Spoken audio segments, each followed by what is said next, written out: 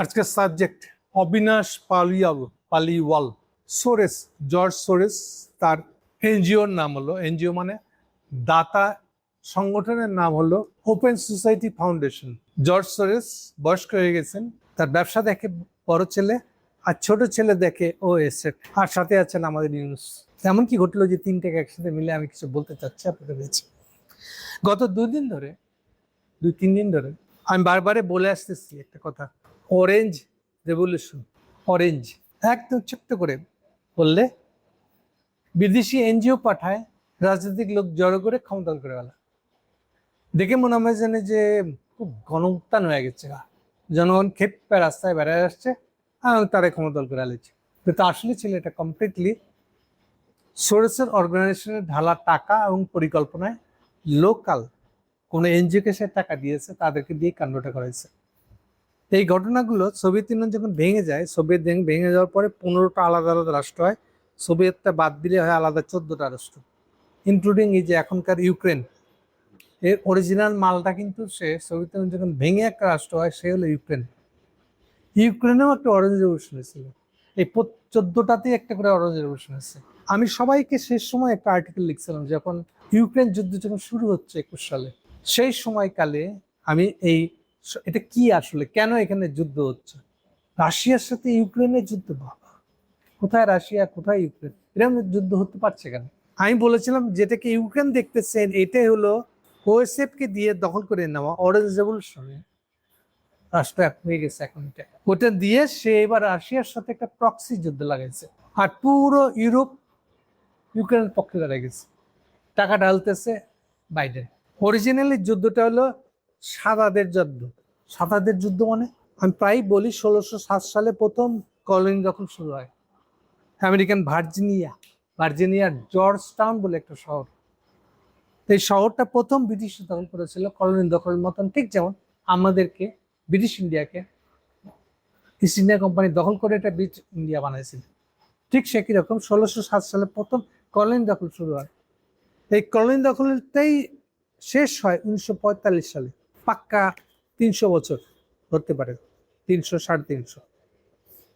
এটা ছিল কলোনি যুগ। এই কলোনি যুগটাকে আরেকভাবে দেখলে পরে এটা হলো সাদাদের যুগ। দুনিয়া জুড়ে দুনিয়ার কর্তৃত্ব কায়েম করে ফেলায় সাদারা। সাদার মধ্যে সাদার তো সাধারণ অর্থে বলছে। ওদের এথনিক নাম কি? ওদের এথনিক নাম হলো হোয়াইট। কেউ বলে হোয়াইট, কেউ বলে না হোয়াইট দরকার নাই, ককেশীয়। এথনিক নাম ওদের ককেশিয়ান আর ককেশীয়, এরকম শব্দ ইউজ করে। পুরাতন ইউরোপের ভিতরে, কিন্তু ইউরোপ থেকে আমেরিকা আসছে, আমেরিকা থেকে ইউরোপ আসেনি। ইউরোপ ROPE, ইউরোপ থেকে কলোনি দখলে বেরিয়েছিল তারা নানান দেশ থেকে, ইংল্যান্ড সহ, ইংল্যান্ড ফ্রান্স সহ 6টা যে কলোনিয়াল মাস্টার দেশ আছে, সেখান থেকে তারা গেছিল দুনিয়া দখল করার জন্য। দুনিয়া জুড়ে যেখানে যা পাইছে সব দেশ দখল করেছে, এটি কলোনি দখল বলবে আমরা। এই যারা দখল করতে বেরিয়েছিল তারাই হোয়াইট ককেশীয়, সাদাদের আধিপত্য তারা কায়েম করেছিল। 45 সালে গিয়ে এটা খালি ট্রান্সফার হয়েছে, ইউরোপ থেকে এটা ট্রান্সফার হয়ে আমেরিকাতে গেছে। এই খেল তফাৎ। আমেরিকা গ্লোবাল লিডার হয়েছে, তাহলে অরিজিনালিটি ছিল সাদাদের দুনিয়া একটা। এরপরে এখন আমেরিকার নেতৃত্বে এটা প্রায় 80 বছর ক্রস করছে। এবার চায়নার উত্থানের ভিতর দিয়ে সাদা যুগের শেষ হয়ে যাবে, এইটা নিয়ে তাদের উদ্বিগ্নতা, এবং এইটাই বিক্রি করছিল বাইডেন ইউরোপের কাছে। তোমরা ভয় পেও না যে সাদাদের দুনিয়া চলে যাইতেছে, আমি আসি না, আমি ইউক্রেনকে সামনে খাড়া করে রাশিয়ার সাথে যুদ্ধ লাগাই দিব, আর নিশ্চয়ই চীন বোকার মতন আগে আসবে রাশিয়াকে রক্ষা করতে। এই সুযোগে আমরা চীনের বধ করে আলাম, ফলে আমাদের সাদা দুনিয়া আরো কন্টিনিউ করবে। এইটাই হলো ইউক্রেন যুদ্ধের সার কথা। কিন্তু ইউক্রেনকে এই জায়গায় আনতে পারলো কেন? যুদ্ধের মতন করে দাঁড় করে ফেলতে পারলো কেন? পারলো বললাম যে ওই যে 14টা দেশ সোভিয়েত ইউনিয়ন ভেঙে তৈরি হয়েছিল, তাদের এই 14টা দেশে একটা করে সাদা বিপ্লব, একটা করে অরেঞ্জ রেভলিউশন করাইছিল এই জর্জ সোরেস। এনজিও পাঠায়, এনজিও থেকে টাকা দিচ্ছে এই নাম করে, সে টাকাটা পাঠিয়েছে। এই টাকা দিয়ে লোকাল রাজনৈতিক দলকে কিনছে, ইনফ্লুয়েন্স করছে, আর তাদেরকে দেশ সকল আন্দোলন করে ক্ষমতা দখল করছে। তারা কিছু বুঝে ওঠার আগেই ক্ষমতা দখল হয়ে গেছে। অ্যাকসেপ্টকারী পারে নাই তারা পুতিনের রাশিয়াতে গিয়ে, এখানে গিয়ে তারা ফেল করে যায়। পুতিন নির্মমভাবে সমস্ত এনজিও, তার কর্তা, এই মুভমেন্ট বা এই যা কিছু করেছে তারা সব কিছুকে নির্মমভাবে দমন করে। জর্জ সরোসের বাড়ি কিন্তু হচ্ছে হাঙ্গেরি। জর্জ সরোস হলো সেই একজন উদ্বাস্তু ইহুদি হিসেবে যে উৎখাত হয়ে গেছিল তার নিজের দেশ থেকে। এরপরে ভাসতে ভাসতে ভাসতে ভাসতে কেমনে কেমনে আইসে উঠে লন্ডনে। বাকি তার লন্ডনে সে পড়াশোনা হ্যানত্যান, এখন সে বিরাট ধনকুবের, কিন্তু অরিজিনালি তার বাসিন্দা তাকে ধরা হয় অফিসিয়ালি তো লন্ডনের হবে না, সে এখন কুতু হয়ে গেছে আমেরিকার। ওরই সংগঠনটার নাম হলো open society foundation. Open society শব্দটা শুনলেই বুঝবেন যে এটা হলো জর্জ সরোসের এটা ক্যাচি ওয়ার্ড। এটা নিচে আরেকটা লোকের কাছ থেকে, যে লোকের একটা আর্টিকেলের নামই হলো ওপেন সোসাইটি। সেই লোক কার্ল মার্কসের বিরুদ্ধে, কার্ল মার্কস এক্স্যাক্টলি কি জানি বলেছিল বড় খারাপ চোখে, মানে রাশিয়ান বিপ্লবের ভয়ে পড়ে এইসব হাঙ্গেরি পোল্যান্ড টাইপের দেশগুলোতে পাল্টা রিয়াকশন তো হয়েছে। তো সেই লোকটা হলো পাল্টা রিয়াকশনের লোক। এই বলে সে ওপেন সোসাইটি, ওপেননেসটা বন্ধ হয়ে যাচ্ছে রাশিয়ান বিপ্লব আসার কারণে, ওইখান থেকে আসছে ওপেন সোসাইটি। সো ওইটা জর্জ সরোস স্কেচ করে নিয়ে এরপরে সে যেটা এনজিও মানে দাতব্য সংগঠনটা বানাইছে গ্লোবাল, সেই সংগঠনটার নাম ওপেন সোসাইটি ফাউন্ডেশন। এতদূর পর্যন্ত বাইরে বাইরে কাটলো ইনফরমেশন গুলা। এবার একটু ঘরে নিয়ে আসি। আলেকজান্ডার সরোস হলো ইউনুসের খাস দোস্ত। ইউনুস যে 1.5 বছর ক্ষমতায় ছিল তাতে কয়বার যে জর্জ সরোস ঢাকায় আসছে তার সাথে দেখা করছে কেউ জানে না, কারণ এগুলো নিয়ে রিপোর্টিং খুব কম হচ্ছে, ইভেন মিডিয়া তো রিপোর্ট আনে। ওকে, জর্জ আলেকজান্ডার সরোসের গুরুত্বটা এখন আরেক ধরনের, আরেক মাত্রায়। কেন? আমেরিকান রাষ্ট্রের আমাদের মতন দেশে এনজিওর টাকা দেওয়ার মতন অবস্থা নাই, কমে আসতেছে। এনজিও ফান্ড কমে আসছে। অলরেডি একটু আগে একটা আর্টিকেল দেখে আসলাম যে এনজিও ফান্ড কমে যাওয়া মানে এই নয় এনজিও দুনিয়া থেকে গায়েব হয়ে যাবে, এনজিও থাকবে। ওরা মনে করেছে এনজিও এই ফেনোমেনাটা দিয়ে আমাদের মতন দেশে রাজনীতিতে সরাসরি প্রভাব বিস্তার করবে।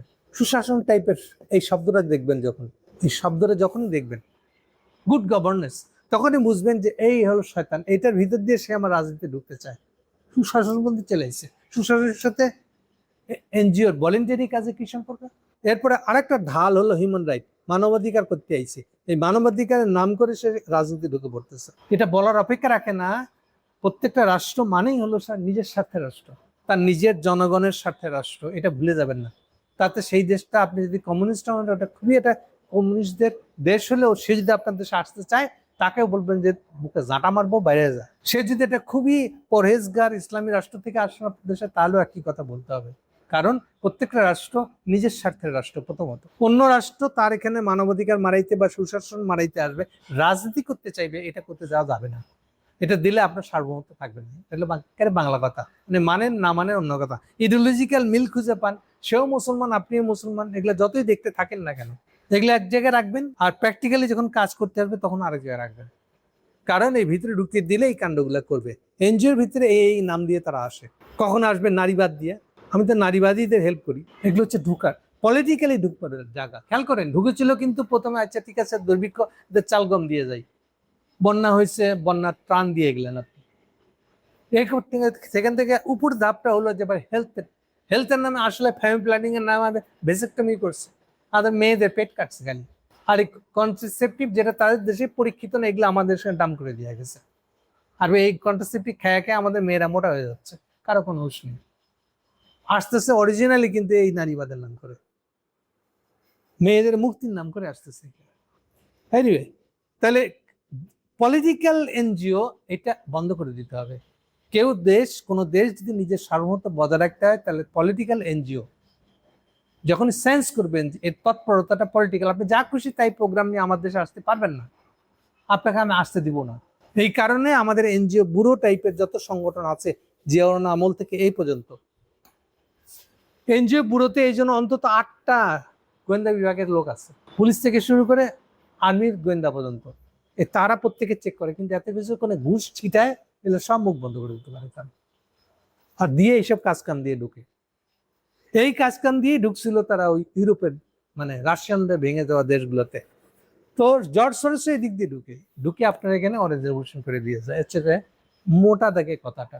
ওকে, আমেরিকানদের আরেকটা ফেনোমেনা আছে, থিঙ্ক ট্যাঙ্ক বলে ওরা, দাতব্য বলে, যে আমরা চিন্তাও না করি, চিন্তার গোডাউন বানাইছে একটা দাম।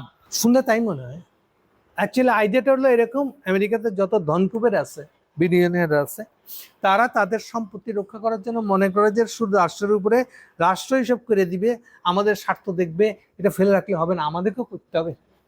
আমাদের বিলিয়নার আমরা যদি দেখা যাচ্ছে মাত্র 10 মিলিয়ন, বিলিয়ন না, কিন্তু $10 মিলিয়ন দিয়ে একটা থিঙ্ক ট্যাঙ্ক ফেলে গেছে।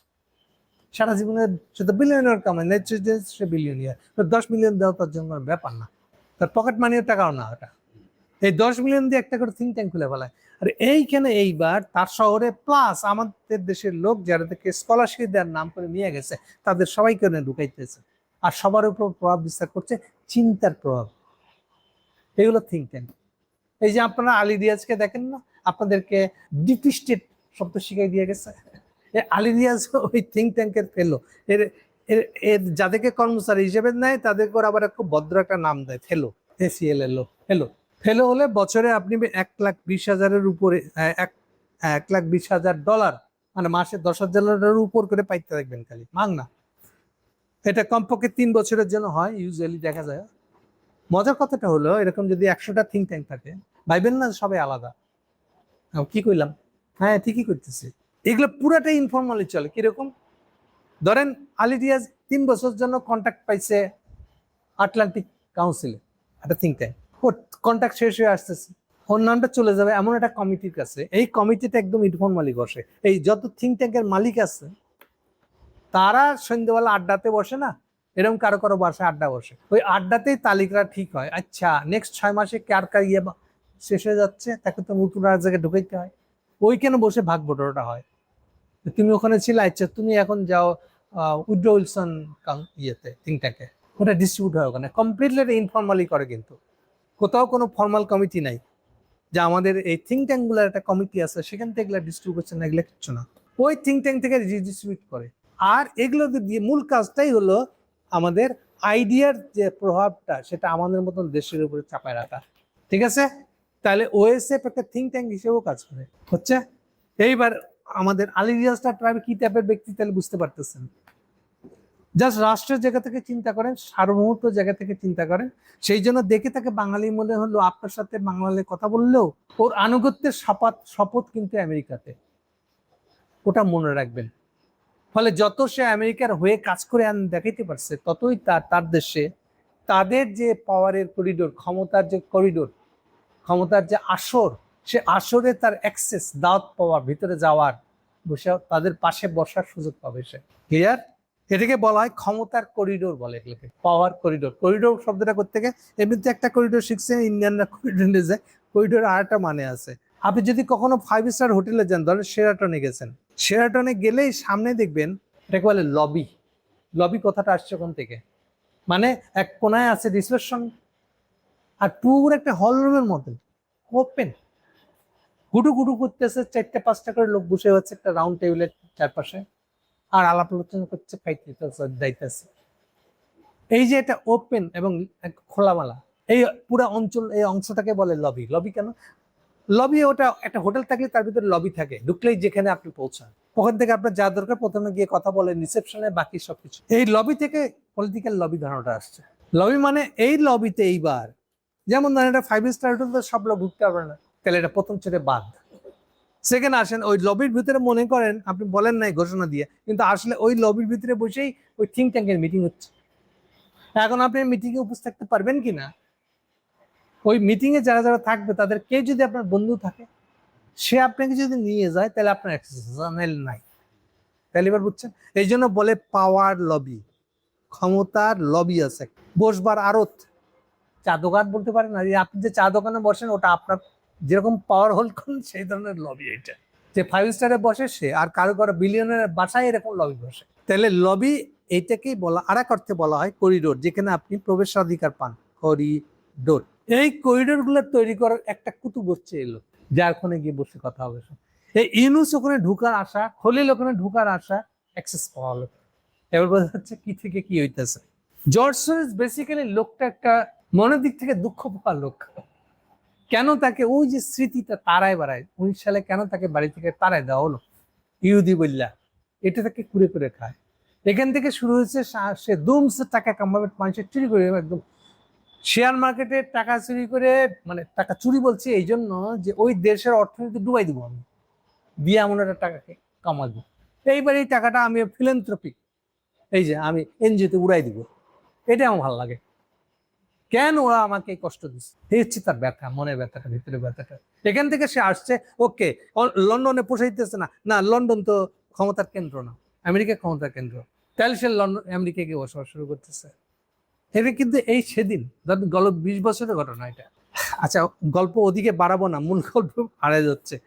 এনিওয়ে, সার কথা হচ্ছে যে তাহলে আলেকজান্ডার সোরেস সাথে ইউনুসের সম্পর্কটা আছে। মূল কথাটা হলো, যত সরকারের এই এনজিওতে টাকা খরচের ক্ষমতা কমে যাচ্ছে, নাই হয়ে যাচ্ছে, ততই ওই জায়গাটার দখলে আগে আসতেছে আলেকজান্ডার সোরেসের সংগঠন। বোঝা গেছে? এখন সরাসরি কিছু কথা বলতে থাকবে। অবিনাশ পালওয়াল হলো আবার ইন্ডিয়ান, একটা নাম শুনে বুঝতে পারতেছেন। ইন্ডিয়ান হলেও সে লন্ডনের কিংস কলেজ বলে একটা কলেজ আছে, কিংস কলেজ। আর আছে, আচ্ছা একটু পরে বলতেছি, আমি সরি নাম বলে গেছি, ও এস এফ বোধ হয়। ও অবিনাশ পালওয়াল এখন ওই ইউনিভার্সিটি, এখানেও একই কানপাট চলে। ওখানে ওকে চাকরি দেওয়ার জন্য, এই যে অবিনাশ পালকে চাকরি দেওয়ার জন্য ধরেন 1 লাখ টাকা দিছে আলেকজান্ডার সোরেস, ওজন ওর একটা চেয়ার হচ্ছে। ঠিক যেমন ঢাকার ব্রাক ইউনিভার্সিটি একটা বড় ফান্ড আসে সোরেসের কাছ থেকে, এবং এই টাকা দিয়েই কিন্তু আমাদের এখানে দেখবেন, হঠাৎ করে দেখবেন যে বিরাট কুতুব হয়ে গেছে সব সুশাসনের মাস্টার, সুশাসনের পিএইচডি করার লোক ব্রাকে অনেক এক দঙ্গল আছে। এবার দ্বিতীয় সেন্টার বানায় ফেলেছে, প্রায় দেখবেন প্রথম আলোতে তাদের লেখা ছাপা হয়। যতগুলো সুশাসন মানকার লোক দেখবেন যে তার রাষ্ট্র ধারণা নাই, সুশাসন ধারণা আছে, গভর্নেন্স। রাষ্ট্র ধারণা নাই তো গভর্নেন্স করতে পারবে, শাসন ধারণা করতে পারবেন আপনি তো রাষ্ট্র জানেন না। ফলে ওরা যেভাবে শিখাইতে চায়, যেগুলো পিএইচডি আছে, আপনাকে তো ওইটাই করতে হবে। আমি তো রাষ্ট্র নিয়ে পিএইচডি করতে পারবেন না, আপনাকে ওই সুশাসন নিয়েই পিএইচডি করতে হবে। আর এই সুশাসনে পিএইচডি করার পয়সাটা এই সোরেসরা দিবে। বুঝতে পারছেন কোথেকে কি হইতেছে এগুলা? আপনি তো ভাবতেছেন আপনি বাঁচলে পাবেন না। আমি একটা বিদেশে গিয়ে পিএইচডি আনাতে আমার দরকার, ভালো একটা বউ পাবো, শ্বশুর কাছে হেভি দাম পাবো, পাড়ায় দাম হবে আমার, আমি কি জন্য যাবো? দেশ জানানো যায়। আপনি একটা পিএইচডির জন্য দৌড়ে গেছেন, আপনি একটা ব্রাকে ভর্তি হওয়ার জন্য ওই সুশাসনের প্রজেক্টের মধ্যে ঢোকার জন্য ব্যস্ত হয়ে গেছে, এবং আপনারা সোরেসের খাদ্য হয়েছে। হচ্ছে রিলেশনগুলো এখন আপনাকে শিখতে হতো রাষ্ট্রটা এটা কেমনে ঠিক করবে, বাংলাদেশের শাসন কেমন করে ঠিক করবেন, সেটা না করে ওদের ল্যাঙ্গুয়েজ দিয়ে আপনাকে এটা শিখতে হচ্ছে। রাষ্ট্র কি করে তৈরি করবেন আপনি, না এই রেডিক্যাল চিন্তা আপনার জন্য তো দরকার নেই, ওদের ওটা ও করে রাখছে। আপনার কাজ হলো এখন ওরা যেভাবে সুশাসন করতে বলবে, অরেঞ্জ রেভলিউশন করে আপনি ওইটা করতে রাজি হবেন, এইটাই আপনাকে শেখানো হবে। ওরা যদি বলে আপনি এখন এলজিবিটি করেন, এলজিবিটি এই যে আপনারা অনেক আমার চেয়ে বেশি জানেন, তাহলে এলজিবিটি শেখানো হবে এখন ক্লাসরুমে, নারীবাদের নামে। বুঝতে পারছেন এখন কি থেকে কি হচ্ছে? আইডিয়ার গুলো আমার দেশে ধেয়ে আসতেছে, ওর সামনে এই আইডিয়া গুলো, এইভাবে তারা কাজগুলো করে। ওকে, আবার সে ঘুরে ফিরে, তাহলে অবিনাশ পালওয়াল এখন আছে এই জায়গায়, আগে কিংস কলেজ ছিল, সোয়াস মনে পড়েছে, সোয়াস ইউনিভার্সিটি, এটা বোধহয় স্কুল অফ ওরিয়েন্টাল, না এই ও হলে হলো ওরিয়েন্টাল স্টাডিজ, এই ধরনের একটা ইউনিভার্সিটি। মানে বুঝতে পারছি ওরিয়েন্টাল মানে জানেন নিশ্চয়ই, দেশীয় সমাজগুলো কেমন তা স্টাডি করা আমাদের দরকার। আমরা তো পশ্চিমা লোক, আমার থেকে ওরা আলাদা, খালে ওদেরকে যদি না জানি তাহলে ওদেরকে শাসন করবো কেমনি? ওরিয়েন্টাল শব্দের অর্থ হলো তাই। পশ্চিম যখন ওরিয়েন্টাল শব্দ ব্যবহার করবে, সবসময় বুঝবেন যে সে আপনাকে কি করে কন্ট্রোল করবে, এটা তো সে জানে না, তার সমাজের মতন আপনার গঠন না, তার এথনিসিটি আপনার মতো না। ফলে সে আপনাকে বোঝার জন্য যা যা দোকান খোলে ওগুলার নামই হলো ওরিয়েন্টাল স্টাডি বললেই বুঝবেন যে এটা তাই। What ever. তো সোয়াসে এখন সে আছে অবিনাশ একটা আর্টিকেল লিখেছে 28শে মে, অর্থাৎ 8 দিন আগে, 5-7 দিন আগে।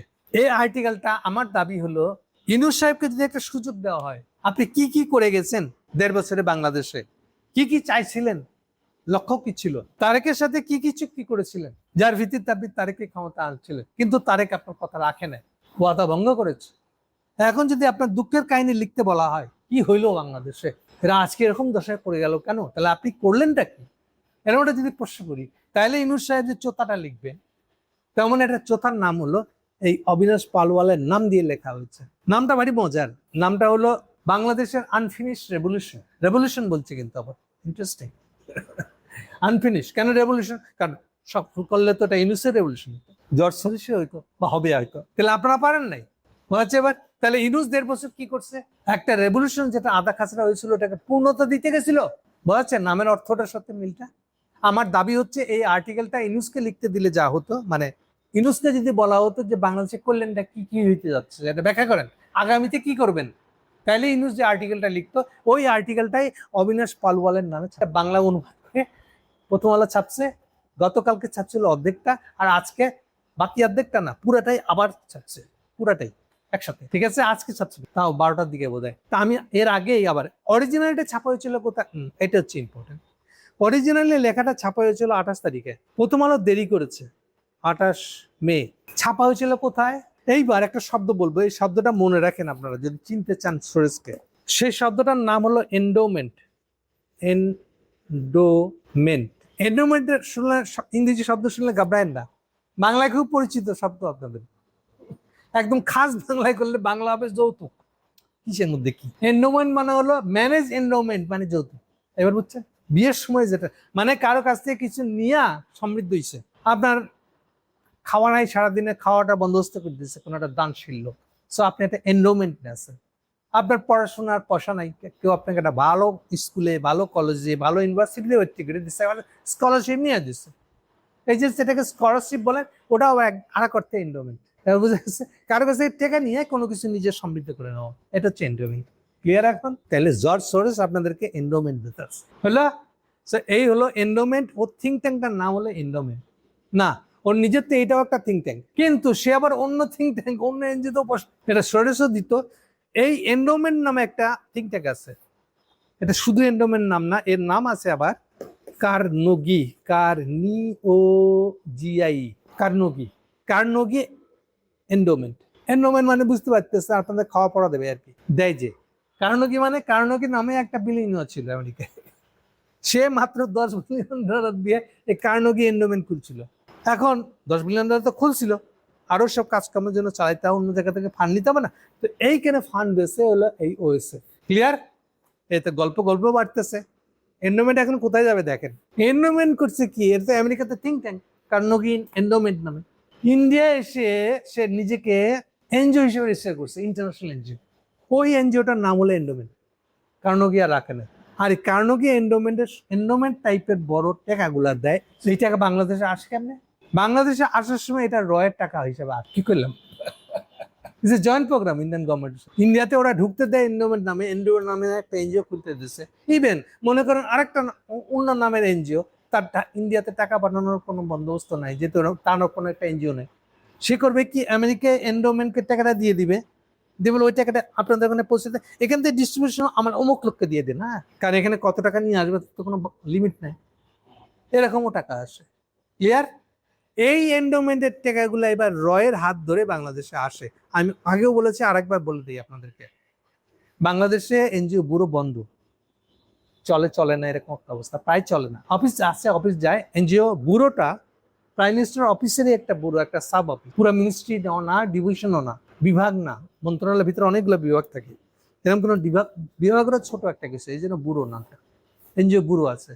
সো এনজিও ব্যুরোর অফিস আছে, কিন্তু ইয়ের পরে এটা কাজ করে না, এই হাসিনা পড়ে যাওয়ার পরে। তাহলে ঢাকায় যত এনজিও যেগুলো চলে কেমনে, এই যে ইন্ডিয়া থেকে যে টাকাটা আসে, এবার এটা হুন্ডি দিনে চলে আসেন, কোনো ব্যাপার না। তা ঢাকায় যতগুলো এনজিও ফাংশন করছে, এদের সবার টাকা আসে, বোঝা গেছে? তাহলে স্বভাবত রকে টাচ করে যখন আসতেছেন, রয়ের কনসার্ন শুনতে হবে আপনাকে, ইজ এ র্যাকেট। আমি নাম বলতেছি না, বিদেশে কোনো একটা বাংলা পত্রিকা চলে, বাংলাদেশে খুব প্রভাব, সুইডেনে বোধ হয়, ওটারও টাকা ওখান থেকে আসে। তাহলে একটা শব্দ শিখলেন এন্ডোমেন্ট, আর একটা শিখবেন, শুনে রাখেন, NID অথবা IRI, NDI, এই শব্দগুলো শুনবেন আর বুঝবেন, এগুলো সব কোনো না কোনোভাবে এন্ডোমেন্টের কাছ থেকে টাকা নিয়ে এগুলো বাংলাদেশে ফাংশন করতেছে। যেমন এই IRI NDI এরা বোধহয় 2016 থেকে বা তারও আগে, প্রত্যেকবার হাসিনা ইলেকশনের আগে তারা রীতিমতন এটা স্টাডি করে বলে দেয়, হাসিনা জিততেছে কিন্তু এবার, বুঝছেন? লাস্ট তারা এই ধরনের রিপোর্ট দিয়েছিল, যেটা জানুয়ারি ইলেকশন, ওই ইলেকশনের রেজাল্ট দিয়েছিল সম্ভবত অক্টোবর 23 সালে, এবং সেখানেও বলেছিল যে হাসিনা জিততে যাইতেছে। ব্যবসা বুঝছেন এবার? তাহলে কি থেকে কি হইতেছে দেখেন, এটার সাথে জড়িয়ে আছে, এই যে এগুলোর সাথে জড়িয়ে আছে, একমাত্র আবার ড্র আছে, আবার টাকাটা আসতেছে সোরেসের কাছ থেকে ইন্ডিয়া হয়ে, দেখে মনে হচ্ছে আমেরিকানদের টাকা। ফাইনালি এটা আবার থিঙ্ক ট্যাঙ্কের নাম দিয়েছে, আপনাদের সে আসতেছে অনেক রেজলিউশন করবে বলে। এখন গত 2 দিন আমি যাতে কমপ্লেনের মতন করে বলতেছিলাম যে ইউনূস সাহেব এখন কি করতে পারে, আমার অনুমান হয় যে ইউনূস সাহেবের সাথে যাই তারেকের চুক্তি থাক না কেন, ইউনূস সাহেবকে সে প্রেসিডেন্ট বানাচ্ছেন, না বানালে ইউনূস সাহেব পাল্টা কিছু একটা করতে চাইবে। তাতে আমার সন্দেহ, এই দুদিন আমি সন্দেহ করে বলেছিলাম যে সে অরেঞ্জ রেভলিউশন করার দিকে যাবে। এই পালিওয়ালের রিপোর্টটা আমি পড়ি নাই কালকের আগে, পালিওয়ালের রিপোর্টটা পড়ার পরে আমি যখন ডাইরেক্টলি চলে গেলাম, আচ্ছা রিপোর্টটা প্রথম ছাপা হয়েছে এই এই এই এই এই এই এই কার্নেগি এন্ডোমেন্টের একটা অর্গানাইজেশন আছে, কার্নেগি এন্ডোমেন্ট ইন্টারন্যাশনাল পিস, এই নামে একটা অর্গানাইজেশন প্রোগ্রাম আছে আর কি, বাংলাদেশের তৎপরতা আছে। এদের যে ওয়েবসাইট, সেই ওয়েবসাইটে প্রথম ছাপা হয়েছে। এটার প্রমাণ করে এন্ডোমেন্ট সরাসরি এই লেখাটার দায়িত্ব নিচ্ছে। কথা ক্লিয়ার? অবিনাশ পালওয়ালকে ওই ওয়েবসাইটে দেখানো আছে সে হলো আমাদের এশিয়ান প্রোগ্রামের অংশ। সো অবিনাশ পালওয়াল হচ্ছে কার্নেগি এন্ডোমেন্টের অংশ, কোনো লুকাচাপা নাই। আপনি যে ওয়েবসাইটে যান, ওয়েবসাইটে গেলে দেখতে পারেন পরিচয়টা। তাহলে কার্নেগি এন্ডোমেন্টের তারা পিস নিয়ে কাজ করে, শান্তি, দুনিয়ায় শান্তি স্থাপন করবে, ইন্টারন্যাশনাল পিস। তা হবে এলে খুব কমন কথা, কিন্তু এই শব্দ দেখলে বুঝবেন যে এর ধান্দাকটা আছে। এটা আমার এখানে এখন বন্যা হয়েছে তাই ত্রাণ দিতে আসে তা না, শুরু হয়েছিল ত্রাণ দিয়ে, এখন আসতেছে পলিটিক্স নিয়ে, আপনার দেশে ক্ষমতা দখল নিয়ে। এটাই অরিজিনাল রেভলিউশন, লাস্টে এখন অরিজিনাল রেভলিউশন নামে হইতেছে।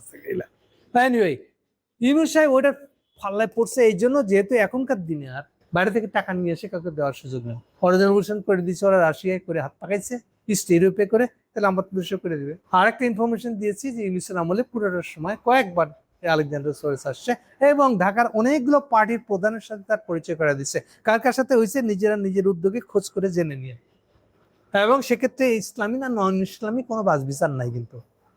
বলে বুঝতে পারতেছেন কি হয়েছে। আর সবাই ওই যে আমার কি লাভ হিসাব করতেছে, আমার ক্রিপ্টোকারেন্সি কয় টাকা জমছে কানাডার বা আমেরিকাতে, ওটা দিয়ে তো সে তার সাকসেস মাপতেছে, সে তার দলের সাকসেস, তার রাজনৈতিক জীবনের সাকসেস মাপতেছে, বলে বলার নাই কিছু। এনিওয়ে, ইউনূস সাহেবের পুরো পরিকল্পনাটা কি ছিল আসলে 1.5 বছর উনি কি করে কাটাইছেন, what is this main target, উনি কি করতেছেন বলে উনি মনে করেন? আমরা কেউ না, মানে আমরা কি ভাবছি ওইটা না, উনি কি করছেন বলে মনে করেন? উনি ভাবতেন উনি যেটা করতেছেন সেটা হলো, যেহেতু আমি ওদের করিডোরে, পাওয়ার করিডোরে আসা যাওয়া করতে পারা লোক একটা, বুঝলেন? এবার আমার কত দায় দায়িত্ব, সুতরাং আমি যে ডেকে নিয়েছি খলিল, আমাদের দায়িত্ব কত বড় বুঝছেন এবার? ওকে, তাহলে আমাদের কাজ হচ্ছে বাংলাদেশকে আমেরিকার হাতে তুলে দেওয়া, না খারাপ অর্থে নয়, এটা হলো বাংলাদেশ যেন কোনোভাবে চীনের সাথে সম্পর্ক না করে, স্ট্র্যাটেজিক লোন নেওয়া, কম সুদের লোন পাওয়া, ব্যবসা বাণিজ্যের সম্পর্ক, যেহেতু আমার এনিমি, এইগুলো করে আমার এই দুনিয়া তো আমার ছিল, আমি আমেরিকায় এই দুনিয়ায় ভোগ করছি 45 সাল থেকে, এখন কই থেকে চীন সেগুলো সব নিয়ে নিবে, আমি দাঁড়া দাঁড়া দেখতে পাবো না। ফলে এইটার জন্য যে প্রোগ্রামটা, সেই প্রোগ্রামের হিসাবে খলিল আর ইউনূস মনে করছি এটা তাদের কর্তব্য, যদি এই স্বার্থটা, যদি আমেরিকান এই স্বার্থটা যদি সে পূরণ করে দিতে পারে, সে তো আমেরিকা হিরো হয়ে যাবে। ওই পাওয়ার করিডোরে তাকে তো নাচবে সবাই, নিজে না খেয়ে আপনাকে খাওয়াবে তাদের প্লেটের জিনিস। তাহলে 1.5 বছর ধরে ইউনূস যেটা করেছে সেটা হলো কি করে এই কাজটা বাংলাদেশের কে অ্যান্টা চায়না যেন ঢুকতে না পারে এখানে, আমেরিকান স্বার্থের একটা বাংলাদেশ হয় যেন, এটা যত ভালোভাবে করে দিতে পারবো আমি, ততই আমেরিকান পাওয়ার করিডোরে আমার জায়গা হবে, আমার বউ বাচ্চা সব ওইদিকে, ভবিষ্যৎ সবই ওইদিকে, ফলে আমি তো এরকম চাইবই। ঠিক আছে, তাহলে এই কাজে এখন এটা গেল মূল ফ্রেমটা বললাম আপনাকে, পারপাসটা বললাম, এটা কোনো ষড়যন্ত্র তথ্য না, এটা ওটা তো বড়ই হয়েছে এভাবে। কবে থেকে ভুলে যাবেন না, ইউনূস ক্লিন্টন তখন হিলারি কেউ না, হিলারি গৃহবধূ। ক্লিন্টন বাংলাদেশে আসছিল 97 সালে হাসিনা বলে, এবং ইউনূস তখন হাসিনার ক্লোজ ফ্রেন্ড। 97 সালের ইউনূস, ক্লিন্টন আর হাসিনা, সেই সব সময়কার ছবি যদি পত্রিকা খুঁজেন পাইবেন এগুলা। সেই সময়কার তাদের সম্পর্ক, এখান থেকে সে আস্তে আস্তে ক্লিন্টন ফাউন্ডেশনে ঢুকে পড়তেছে, এই ক্লিন্টনের হাত ধরে সেই পাওয়ার করিডোরে ঢুকছে, এই হলো সেই ইউনূস। তাহলে এখন তার কাজ হবে যে এটা আরো বেশি করে কি করে আমেরিকান স্বার্থ বাংলাদেশে, এই জন্য আমেরিকান বাণিজ্য, আচ্ছা আমেরিকার সাথে চুক্তি করে দিয়ে, জন্য দেখেন এখন ক্ষমতা ছাড়া 3 দিন আগে চুক্তি করছে, উপদেষ্টারা বলছে আমরা জানি না, কেউ দায়িত্ব নিতে রাজি না। কে করলো? ভূতে করছে, কেউ জানে না। তারেক একেবারে বলে আচ্ছা দেখবানে না, কিছু করার না, এটা বাণিজ্য মন্ত্রী প্রথমে বলেছে, এটা কিছু করার নেই, করে বলেছে একটা চুক্তি করে বললে বদলানো যায় না, আবার শেষের দিকে বলতেছে না আচ্ছা আমরা এটা কথায় দেখতেছি কি করা যায়। ওকে, তাহলে এই যে গলায় লটকা দিয়ে গেছে, এটা তো সাকসেস, তার ইউনূসের সাকসেস। খলিল, আমেরিকা থেকে আমরা তেল মোবিল কিনে নিয়ে আসবো, ডিজেল কিনে আনবো, আমেরিকান পেট্রোলিয়াম কিনে আনবো, তার চুক্তি করে দিচ্ছে, বিরাট সাকসেস। হাস্যজ্জ্বল মুখ, এই মুখ দেখে সে আমেরিকান পাওয়ার করিডোরে ঢুকতে পারার মুখ, সে এটা বাংলাদেশের স্বার্থ নেই, আর সবও যদি বাদ দিয়ে আমেরিকা থেকে যে জ্বালানিটা নিয়ে আসবো আমি, এটা জ্বালানি বা যে চার্জ ভাড়া, এটিকে আমাদের জন্য ওভার বার্ডেন হবে না। আমার পারপাস হচ্ছে যে বাংলাদেশকে একটা ভালো বাজার হিসেবে আমেরিকার কাছে উঠিয়ে দেওয়া, চীন ঠেকাই দেওয়া, এটা হচ্ছে আমার পারপাস। ফলে বাংলাদেশে খেলাপিরিন তোলার দিকে না না না না না যাও যাও, লম্বা বড় কাজে হাত দিলে ঝামেলায় পড়বে। আচ্ছা, কিন্তু রাষ্ট্রটা চালাইতে গেলে তো মিনিমাম ইকোনমি কি লাগবে? হাসিনা আমল তো সব ভেঙে চুরে দেওয়া গেছে, সব চোরেরা টাকা নিয়ে চলে গেছে। তো টাকা তোলাটা না না এই বিরাট কাজে হাত দেওয়া যাবে না। নিজেই বলতেছে ব্যাংকগুলো সব রুগ্ন, ব্যাংকগুলো খোকলা করে দিয়ে গেছে। এই রিপোর্টের মধ্যে আছে যে 17 বিলিয়ন টাকা মারছে দুটা লোকে মাত্র, একটা দরবের বাবাজি আর হলো এস আলম। এই রিপোর্টে লেখা আছে। ইউনূস কয় টাকা তুলছে? শূন্য। এস আলমের কি হয়েছে এখন দেখতেই পাচ্ছে। আর দরবেশেরটা কি করছে? দরবেশের কারখানাগুলো জলদি বন্ধ করে দেন, নাহলে ফালায় এই যেহেতু তার কারখানাগুলো সব আশুলিয়ার রাস্তায়। ফলে প্রতিদিন শ্রমিকরা বেতন পায় না, 3-4 মাস হয়ে গেছে। 550 কোটি টাকা লোন দিয়া ইউনূস ওই কর্মচারীদের বেতন দিয়ে কারখানা বন্ধ করছে, যাতে গ্যাঞ্জাম থেকে বাঁচে। কিন্তু ওই 17 বিলিয়ন না, এই উদ্ধারের কোনো পরিকল্পনা ইউনূস নেই। তারপরে বুঝছেন তার কেন তাকে কুইজ করে ছোট্ট করে আনতে হয়েছে। এরপরে সোজা সে যে জায়গায় গেছে সেটা হলো যে তাকে বাংলাদেশের প্রেসিডেন্ট হয়ে বসতে হবে। কথা খেয়াল করে, মুখে বলতেছে আমি তো একচেটিয়া ভাবে ক্ষমতা কারো হাতে যেন না যায় সেজন্য আমি একটা সংস্কার করতে চাই। অ্যাকচুয়ালি সংস্কার করতে চায়, এই সংস্কারের নাম করে নিজেকে প্রেসিডেন্ট বানাইতে চায়। সেটা করার সহজ উপায় কি?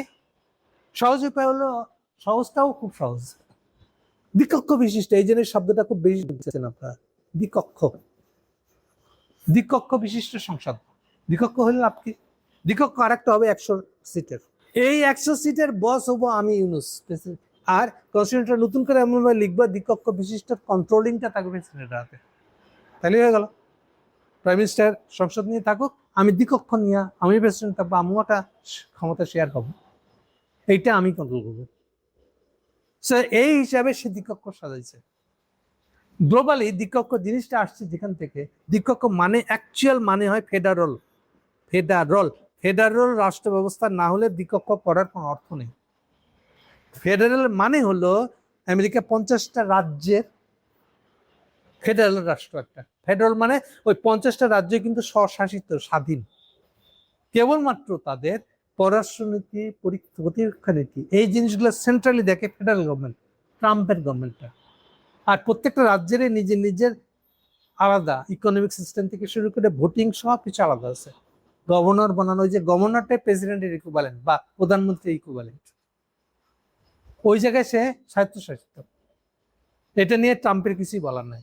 ট্রাম্প যে জায়গায় বলতে পারবে সেটা হলো এই যে পররাষ্ট্র, প্রতিরক্ষা, গ্লোবাল বাণিজ্য যদি কিছু করে থাকে সেগুলো, যা কিছু কেন্দ্রীয় সরকার থেকে নেওয়া হয়েছে সেগুলো হলো ফেডারেলের ইখতিয়ার। আর বাদ বাকি সব কিছু অর্থে ওই ইয়েগুলা স্বাধীন। তো তখনই আপনার এই দ্বিকক্ষ কথাটার মানে হয়। এই আমেরিকান দ্বিকক্ষটার নাম হলো সিনেট, 100 সিটের মাত্র। মানে হলো প্রত্যেকটা রাজ্য থেকে 2টা করে লোক নিয়ে সিনেট মেম্বার বানাইছেন। এইটাকে ইউনূস বানাইতে চাচ্ছে, সেও 100টা বানাইতে চাচ্ছে। এর সংখ্যাগরিষ্ঠের কন্ট্রোলটা তার কাছে। এখন বোঝা যাচ্ছে কেন দ্বিকক্ষ। তাহলে ইউনূসের কাছে সংস্কার মানে হলো এটা। কি করলে উনি নিজে বাংলাদেশের ক্ষমতাসীন একটা পাওয়ারফুল প্রাইম মিনিস্টারের প্যারালাল তার কাছেও কিছু ক্ষমতা থাকে এমন একটা প্রেসিডেন্ট হয়ে বুঝতে পারেন। ঠিক আছে, এগুলাকে কন্ট্রোল করার জন্য এই যে যেহেতু এটা অ্যারেঞ্জ ইলেকশন, এরা যেহেতু ক্ষমতায় তারা তো আর সুযোগটা তাকে দিবে না দ্বিকক্ষে। তাহলে দ্বিকক্ষ সুযোগটা দিবে এই এনসিপি আর যারা বিরোধী দলে আছে তারা। এই ছিল তার পরিকল্পনাটা, এইভাবে শেষ হয়েছে পুরো জিনিসটাকে। দ্বিকক্ষ কথাটা এত ইন্টারেস্টেড ওই জন্য। বাইরের দিক থেকে বলবে আমি তো বাংলাদেশের প্রধানমন্ত্রী যাতে সব ক্ষমতা যাতে না হয়, ক্ষমতা ডিস্ট্রিবিউশন করার জন্য এটা করছি। ওটার আন্ডারে মানে এই কথা বলে আপনার লক্ষ্য হলো দ্বিকক্ষ বিশিষ্ট। দ্বিকক্ষ না করেও তো আপনি করতে পারেন। প্রাইম মিনিস্টার তো সব ক্ষমতা রাখবেন না। আমাদের চুপুর মতন যতগুলো প্রেসিডেন্ট আছে তারা তো ক্ষমতা বাড়াই দেন। ওয়াই আপনাকে দ্বিকক্ষ করতে হবে? ওয়াই 100 জনের একটা এই যে এত বিশাল একটা খরচ? আপনি দেখছেন যে প্রত্যেকটা লোকের পিছনে ডেইলি বোধহয় কমপক্ষে 6 লাখ টাকা বোধহয় খরচ হয়। একটা সিম্পলি এমপি হলো তার পিছনে যে পরিমাণ খরচ হয়। তাহলে এরকম যত বাড়াবেন তত খরচ বাড়বে। তো রাষ্ট্রের উপর এই খরচটা চাপাই দেওয়ার দরকার, কিন্তু আপনার পার্সোনাল ইন্টারেস্টের জন্য আপনি এটা করেছেন। এইটার ভিতর দিয়ে আপনি এবার আমেরিকার কাছে বলবেন এই রে আমি তো তোমাদের লোক, একটা বাংলাদেশের প্রেসিডেন্ট বলেছি সুরেশ তুমি আমার কাছে টাকা ডালো, দাঁড়াচ্ছে কি ব্যাপারটা বুঝেন। সে সময়ের অভাবে জাপানের কাছে যাইতে পারে নাই, সব অ্যারেঞ্জ করে রাখছে, তার কাছে ক্ষমতা দিয়ে এবার জাপানে গেছে। তাহলে তার দিক্কক্ষ এবং আলী রিয়াজের দিক্ককের উদ্দেশ্যটা আপনাদেরকে বললাম। এই কথাগুলো আপনি পাবেন এই পালওয়ালের যে রিপোর্টটা দেওয়া আছে। এটা হচ্ছে পুরো রিপোর্টটা হলো অ্যাকচুয়ালি আমার দৃষ্টিতে এটা হলো ইউনূস কি কি করতে পারছে আর কি কি করেছে তার জাস্টিফিকেশন, কি কি অসমর্থ ছিল তারেকের জন্য পারতেছে না এবং তারেক পারবে না, খালি কেন পারলো না তার আবার একটা ব্যাখ্যা দেওয়া আছে। তারেক পারবে কিনা এ নিয়ে তার সন্দেহ আছে, এত পর্যন্ত কথা লেখা আছে। আপনি যদি আমার এই কথাটা মাথায় রাখেন যে এটা ইউনূসের দিক থেকে জাস্টিফিকেশন ব্যাখ্যা, এবং আগামীতে সে কি করবে তারই দলিল এটা। আগামী দিনে সে যে একটা অরেঞ্জ রেভলিউশন করবে জর্জ সোরসের টাকা দিয়া, সোরসের ছেলের সাথে নিয়া, ওই কথা ওখানে আছে এবং এটা দেখার জন্য সে ওয়েট করতেছে। ফর্মাল ভাবে বললে করে যে কথাটা এরকম। তাহলে আপনি কি পড়তে যাচ্ছেন আপনারা এবারে একটু বুঝেন। প্রথম আলো সার্কুলেশন বাড়াই দিলাম আর কি, অনলাইনে গিয়েও পেতে পারেন, অসুবিধা নেই, অথবা আমি লিঙ্ক দিয়ে দেবো। এনিওয়ে, তাহলে সার কথা হচ্ছে যে ইউনূস সাহেবের অসমাপ্ত কাজটা সমাপ্ত করার উপায় হচ্ছে এটা, এবং সে ধরে নিয়েছে যে তারেক তাকে প্রেসিডেন্ট বানাবে না। ওকে, তাহলে কি করে সে নিজের কাজগুলো জাস্টিফাই করতেছে ওটা আপনারা ফলো করবেন, তা দিয়ে বুঝতে যাবেন যে এই লোক দুটো কাদেরকে। ফলে এই যে নাহিদরা তাদের ইউনূসকেই চাই, এগুলো কি বলবো, ইদানিং কেউ কেউ দেখছে আমি সবাইকে গাদা বলি, ঠিক আছে গাদা বলবো না, মানে যে লোকগুলো রাজনীতির রও জানে না। আমরা হইলাম বিপ্লবের নায়ক বলে যদি মাথায় রাস্তা নেমে পড়ে তাহলে কি হবে পরিণতিটা? এই পরিণতিটা এরকম হবে। একটা আমেরিকান পেইড এজেন্ট যে নিজেই মনে করে পুরো জীবন দিয়ে দিচ্ছে সে আমেরিকার কাছে, আপনি তাকে ধরে নিয়ে এসে বাংলাদেশে পাঠাতে দিচ্ছেন আপনার বিপ্লবের নেতা হিসাবে। আপনি কি করছেন আপনার কোনো ধারণা আছে? খুব নামি দামি না, দুনিয়ার সবাই তাকে খুব চিনে। দেখেন দেখেন দেখেন, একটা প্রস্টিটিউশনের মেয়েকে পুরা শহর লোক চিনে, বুঝছেন? এবার চিনবে না? খুব দেখতে সুন্দর আপনি, তো ওটাও তো একটা চিনে। কি জন্য চিনে, কেন চিনে, কি পারেন আপনি, এগুলোর দিক দেখবেন না আপনি। এই জন্য বলছি রাজনীতির র না বুঝলে এরকম হবে। তারপর কার কাছ থেকে রাজনীতি শিখতে গেছেন? উনি নিজেই আবার একটা অগ্নিহত্রীর এজেন্ট, এক বন্দোবস্ত ছাড়া কিছু শিখাইতে পারেনি। একটা বন্দোবস্ত তার অর্থ কি খায় না মাথায় দেয় কিছু জানেন না আপনারা, রাজনীতির রও শিখলেন না। মাঝখান থেকে ইউনূস ধরে আসিফ নজরুলকে ধরে ইউনূস পর্যন্ত পৌঁছে ভাবছেন যে আপনারা কি যেন একটা হয়ে গেছে, নিজের সাকসেস গুনতেছেন ক্রিপ্টোকারেন্সি দিয়া। কি বলবো আপনাদেরকে? এই জন্য মানুষের যখন চোখের সামনে তুলনা করছে নেপালের বালেন্দ্র শাহর সাথে আপনাদের ওদের তো তবু কিছু একটা জ্ঞান বুদ্ধি আছে। মোদির সাথে দেখা করবো কি দেখা করবো না এগুলো সিদ্ধান্ত নিতে পারে। আপনাদের আছে কোনো অনুরোধ? আপনারা এত বড় বড় বীর তো 6টা সিট পাইছেন কেন? তাও তো আতাত করে অ্যারেঞ্জ ইলেকশন করে। আমরা আক্কেল হবে না তো। সো বাংলাদেশের এখন অবস্থাটা এমন দাঁড়াইছে, আমি যেটা দেখতে পাই সেটা হলো পুরনো কোনো রাজনৈতিক দল বলে কেউ থাকবে না, কারো বাংলাদেশের রাজনৈতিক দল হিসেবে থাকার কোনো যোগ্যতা নাই, এমন কিছু করে নাই যে এটা এখনো রাজনৈতিক দল হিসেবে থাকবে। ঠিক আমি যেরকম বলতেছি 2 মাসের মধ্যে একটা প্রবল সংকট আসবে বাংলাদেশে।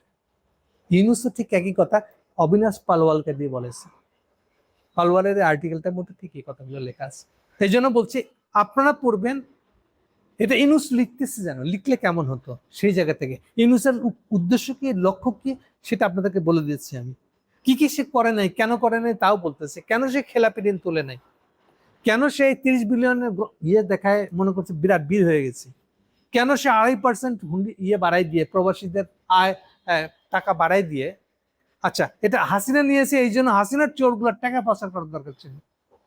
ফলে ও তো চাইবেই হুন্ডি সিস্টেমটা থাকুক, টাকা সরাসরি বৈধভাবে সরকারের কোষাগারে আসুক, এটা তো চাইবে না। হাসিনাদের 16 বছর এটা হবে না, ও বরং আরো করাপ্ট করছে এটাকে। দেখেন হাসিনার মনে সবচেয়ে বেশি বিকশিত হয়েছে বিকাশ, এবং বিকাশ কেউ জানে না, সবাই মনে করে এটা বোধহয় দেশের ভিতরে। নো, এটা বিদেশ থেকে টাকা পাচার, এটা হুন্ডির টাকা আনার জন্য বেস্ট উপায় হচ্ছে বিকাশ। আপনারা কেউ এই বিকাশটা দেখেন নাই। আপনারা সবাই ভাবতেছেন বাহ কি সুন্দর বিদেশ থেকে টাকা আছে, বা এটা আমার হল, আমার এটাই চাই। এটা দিয়ে কি করছে হাসিনা কেউ খবর নিচ্ছেন না। আপনি যত হুন্ডি সিস্টেম বাঁচা রাখবে, তাহলে ইউনূসের আমলে কি হয়েছে? ইউনূসের জন্য তো কোনো সমস্যা নেই, কিন্তু যা কিছু টাকা নিয়েছে সেটা কমিশন হিসেবে ক্লিনটন ফান্ডে কি জমাই হয়েছে, তার তো ট্রান্সফার সমস্যা নেই।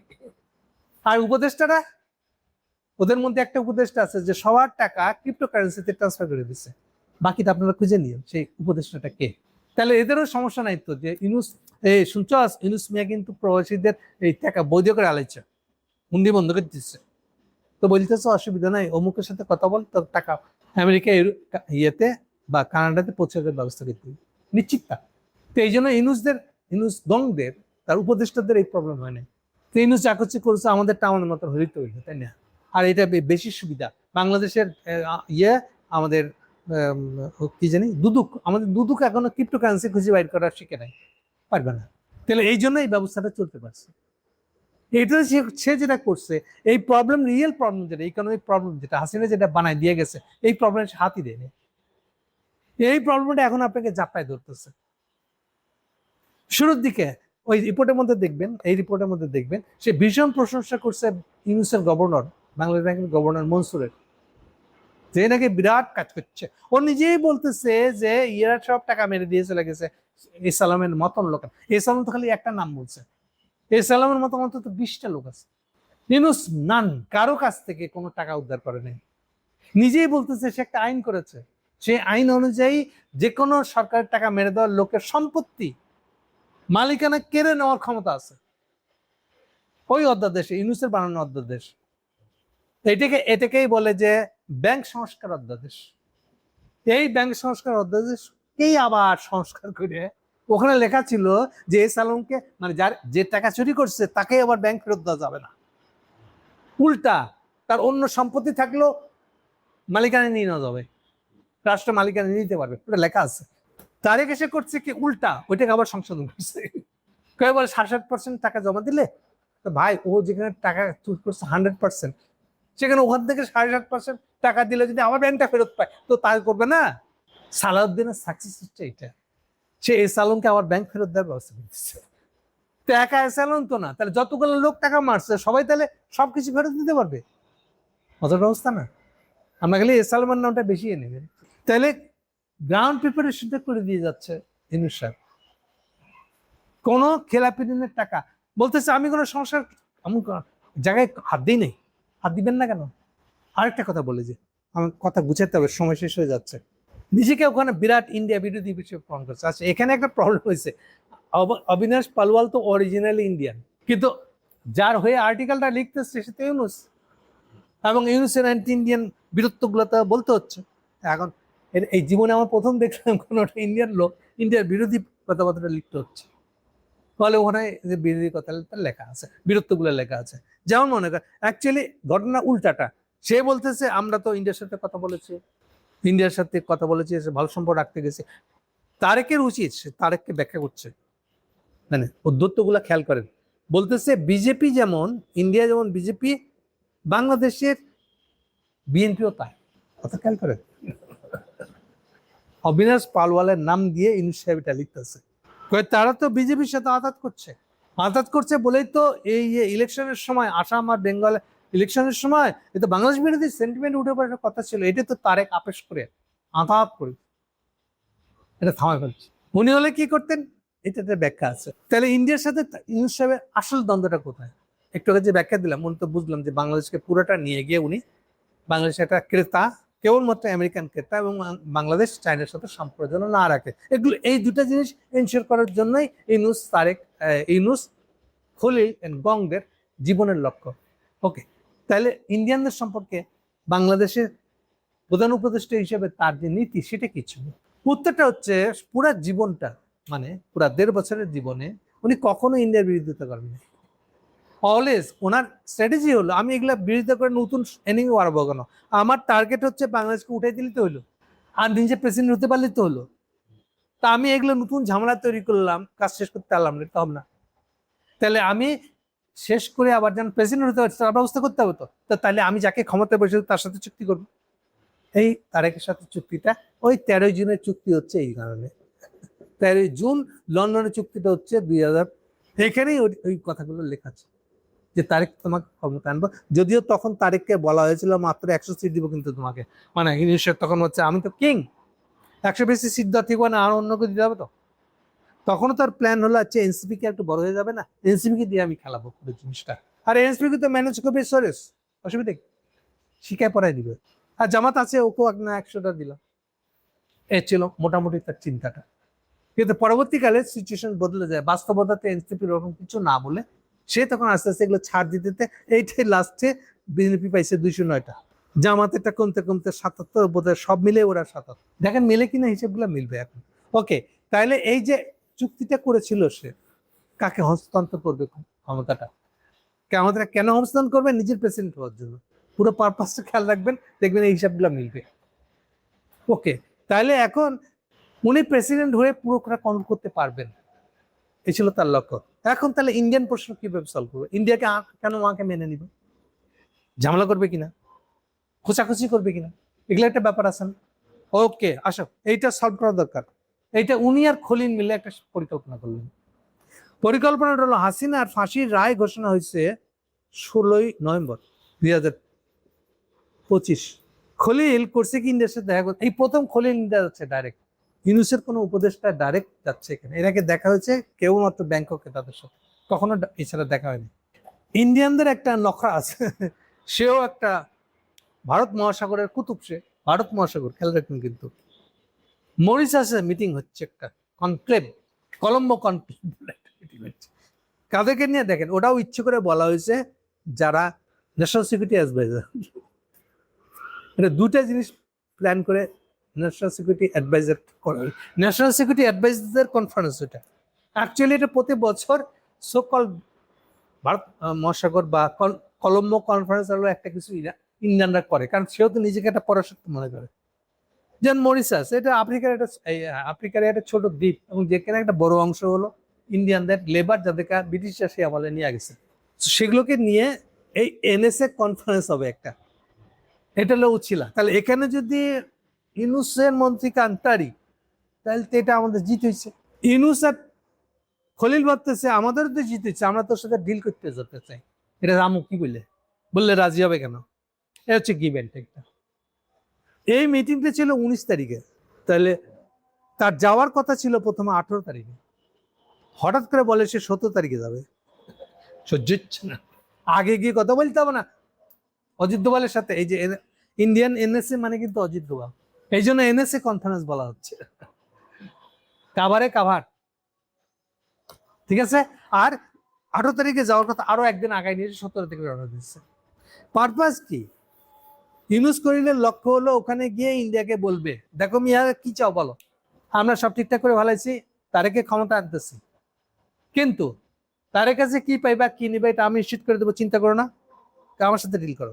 অজিত দোভাল আর জয়শঙ্কর মোর্চা আমরা কি বেশি আইছি, হ্যাঁ তোমরা কি মনে করো আমাদের সাথে তারেকের যোগাযোগ নেই, তুমি বললে আমি শুনবো না, তুমি কে হে। এটা তো আমি এই ল্যাঙ্গুয়েজে নিশ্চিত কথা হয় না, এটা ডার্টি ল্যাঙ্গুয়েজে বলবো আমি, কিন্তু মূল বিষয়টা এটাই। ওরা তখন করছে কি উল্টা, অজিত দোভাল তার হাতে একটা 11 পৃষ্ঠার দলিল ধরে দিচ্ছে, দলিলে বগিযোগী দিয়ে বলতে চাই তোমরা পাকিস্তানের সাথে সম্পর্ক করতেছো, পাকিস্তান আইএসআই এসে বাংলাদেশে ভইরা গেছে, এগুলার তোমরা কি ব্যবস্থা নিবা করো, এগুলো লিস্ট হাত ধরেছে। পরে দেখে গেছে ওই লিস্টে হলো আইএস এর লোক একটাও না, আইএসআই এর লোক হয়তো পাকিস্তানে, কিন্তু যেগুলো ইন্ডিয়ান এজেন্ট। এই যে এখন যেমন ইন্ডিয়ানদের পাকিস্তানের টিটিপি, টিটিপি মানে জানেন তো, তেহরিক, তেহরিক মানে হলো মুভমেন্ট, আরবি তেহরিক মানে হলো মুভমেন্ট। তেহরিকে তালেবান, তালেবান তবে আফগানিস্তানের না, পাকিস্তানের। তেহরিকে তালেবান দেখে মনে হচ্ছে যে তালেবান জঙ্গি জঙ্গি, কিন্তু আসলে এরা হলো ইন্ডিয়ানদের প্ল্যান্টেড পাকিস্তানের ভিতরে একটা গ্রুপ, যে ইন্ডিয়ানদের পক্ষে কাজ করে। তাহলে টিটিপি হচ্ছে ইন্ডিয়ানদের, ঠিক যেমন বাংলাদেশে ইসকন, আপনি কি বলবেন এটাকে, দেখবেন হিন্দুদের মন্দির টন্দির বানাই দিতে আছে, কিন্তু আসলে এটা মোদির হাত বাংলাদেশের প্রতিটা হিন্দুর ঘর পর্যন্ত পৌঁছানোর জন্য। ক্লিয়ার? এটা হচ্ছে টিটিপি। এখন টিটিপিকে ধরার জন্য যখন তালেবানরা ক্ষমতা নেয় তখন ইন্ডিয়ানদের গল্পগুলো শুনছেন, তালেবানরা হলো দুনিয়ার সবচেয়ে নিকৃষ্ট একটা জাত, এমন একটা ভাব। কিন্তু টিটিপি না না, এটা খুব ভালো।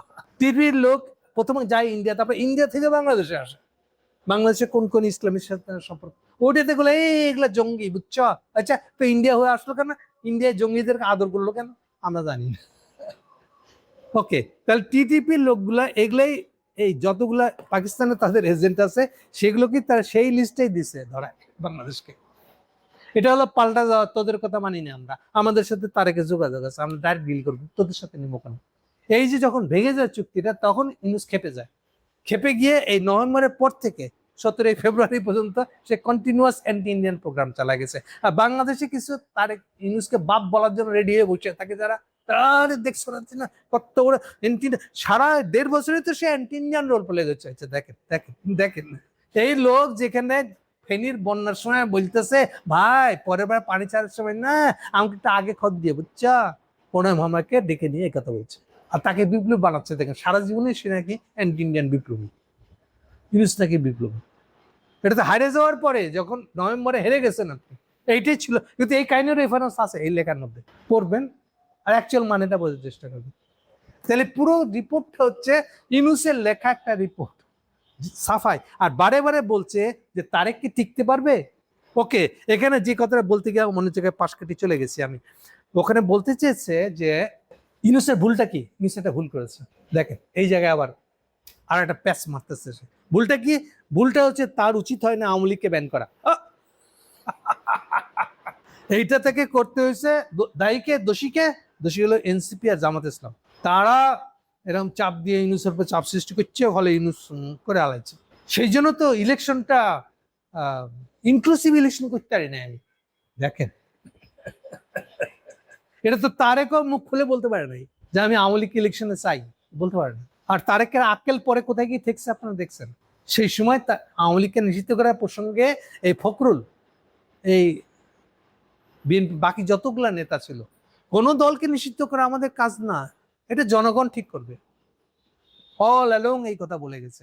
ইভেন নিষিদ্ধ করার যে অধ্যাদেশটা ইউনূসের ছিল সেইটা সংসদে তুলে ধরে নেই, না তুলে ধরার কারণে 30 দিন পরের তোলে নাই, যেহেতু বলে অটোমেটিক এটা বাতিল হয়ে গেছে, এটার আইন না এখন।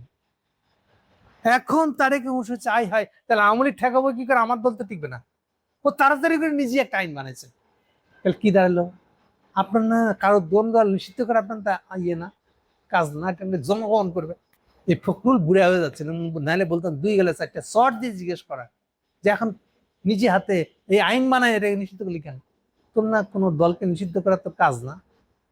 এই জামাত সেও পিছলে পিছলে করছে না, ভাই আমাদেরকে তো মানুষের নিষিদ্ধ করে গেছে, আমরা কেমনে কোনো মানুষের ইয়ে চাই। এই হাসনাত আব্দুল্লাহ যখন আওয়ামী লীগ নিষিদ্ধের জন্য যেন ধর্ম অবস্থান নিয়ে বসে আছে, জামাত যায় যায় না, গিয়ে ওখানে 71-এ তারা কি করছে ওটার সপক্ষে বলতে হবে, ওটার সপক্ষে স্লোগান দিতে দিতে হবে, এই শর্তে ওখানে গেছে। যাব না, এই ছিল জামাতের পজিশন। অথচ এখন দেখেন, এখন খোদ ইউনূসই বলতেছে এটা তাকে করায় নেওয়া হয়েছে, এই ইনক্লুসিভ ইলেকশনটা করতে পারে না। তারেক ভুল করতেছে ওদের বিরুদ্ধে এত কথা বললে। এই দিকগুলা খুঁটায় খুঁটায় মনোযোগ দিয়ে পড়বেন। ওকে, লাস্টে একটা কথা বলে শেষ করব। এই পুরো লেখাটার মধ্যে যেটা প্রবলেম তা হলো যে, তাহলে জর্জ সরোজ যদি, মানে সরোজের ছেলে যদি সত্যি একটা অরেঞ্জ রেভলিউশন করতেই চায়, এটা করতে পারবে কিনা। এক্ষেত্রে বড় প্রবলেমটা হলো ইন্ডিয়ার সাথে সম্পর্ক কি হবে, ইন্ডিয়াকে কোথায় রাখবে, এগেনস্টে, পক্ষে, কোথায়। আমি আবার বলছি পরিষ্কার করে বুঝেন, জর্জ সরোজে এই অরেঞ্জ রেভলিউশনে কি ইন্ডিয়াকে সাথে নিয়ে করবে না ইন্ডিয়ার বিরোধিতা করে করবে, হচ্ছে ফান্ডামেন্টাল প্রশ্ন। এই প্রশ্নটা সলভ হয় না এবং এটা খুবই ক্রুশিয়াল প্রশ্ন। কেন?